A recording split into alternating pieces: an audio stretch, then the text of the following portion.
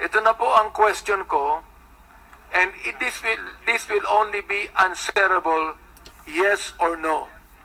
I am not going to ask any more explanation, Colonel Leonardo. Sagutin niyo lang ako ng yes or no. Doon sa dalawang affidavit ni Colonel Garma na nabasa mo at napakinggan mo, yan ba ay pinapaniwalaan mo? Yes or no? Yes, Mr. Chair. Okay. Pangalawang tanong, also answer by yes or no. Naniniwala ka ba na merong reward system? Yes or no?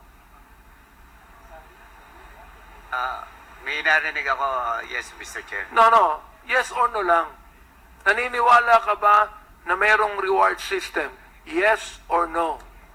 Yes, Mr. Chair. Okay. Yun lang po ang gusto ko. I rest my case, Mr. Chairman. Sinagot na po ni Colonel Leonardo ang aking mahalagang katanungan. Thank you.